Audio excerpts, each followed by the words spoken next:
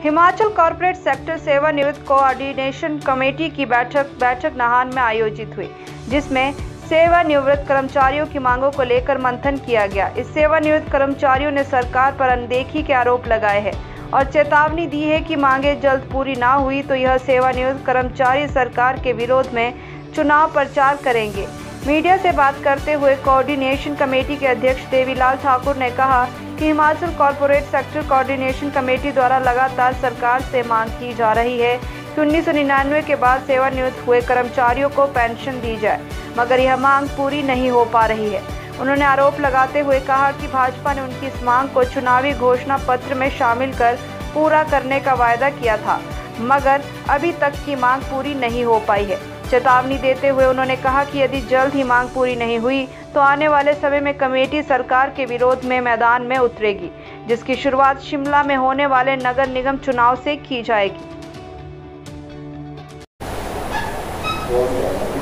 जो 1999 में भारतीय जनता पार्टी की सरकार ने नोटिफिकेशन जारी की थी, उसके अनुसार कुछ बोर्ड निगमों में पेंशन मिल रही है और कुछ में नहीं मिल रही है।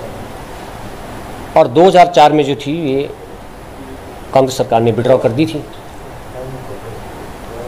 हमारा सरकार से ये मांग है कि जो 4 में विड्रॉ के लिए कांग्रेस सरकार ने विड्रॉल की थी उसको तुरंत बहाल किया जाए और 99 से जो भी लोग रिटायर हो रहे हैं उनको पेंशन जारी की जाए।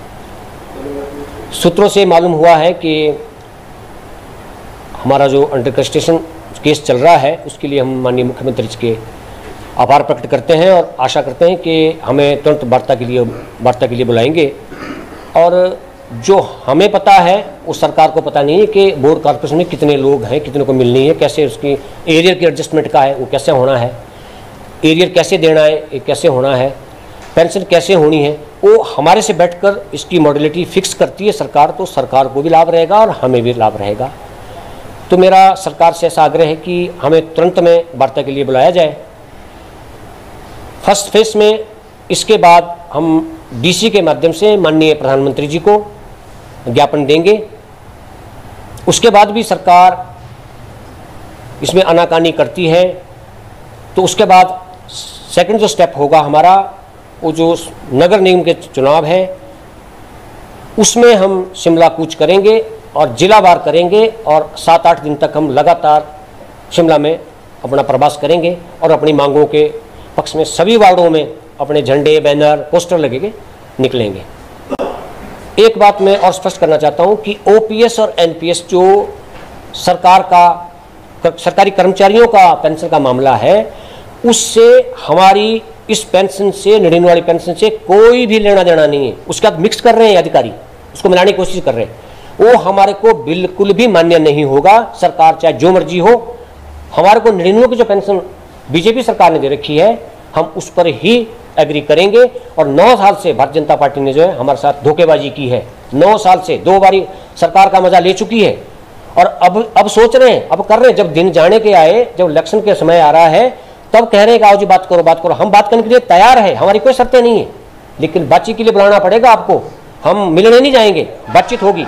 मेरी स्टेट की बॉडी जाएगी, स्टेट की बॉडी बातचीत करेगी, उनसे बातचीत करनी पड़ेगी। ये 2007 के मैनिफेस्टो में था, इनका मैनिफेस्टो था और इसमें साफ लिखा है कि हम पेंशन देंगे, जैसे सरकार बनेगी हम पेंशन देंगे। तो सरकार क्यों मुकर गई है? सरकार मुकरी भी नहीं है और इनकार भी नहीं करती और हाँ भी नहीं करती। 17 में इन्होंने फिर दोबारा से इसमें डाला, 17 फिर डाला और उन्होंने कहा कि हम पेंशन देंगे, आप हमारी सपोर्ट करो। कर्मचारियों ने इनको जिताया, वोट दी, अब 9 साल से मजे ले रहे हैं।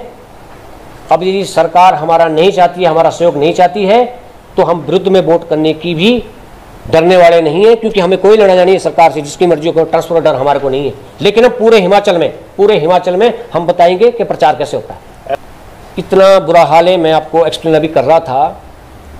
बच्चों को ही माँ बाप ने बांट दिया है कि एक महीने में एक लड़का खाना खिला रहा है, दूसरे महीने में माँ को खाना खिला रहा है।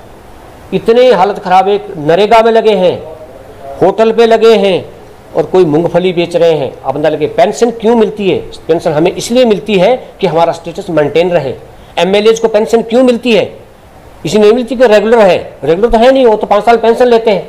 हम उसका विरोध नहीं कर रहे हैं, आप ले पेंशन, लेकिन हमारा तो स्टेटस रिटायरमेंट के बाद पेंशन इसलिए भारत सरकार दे रही है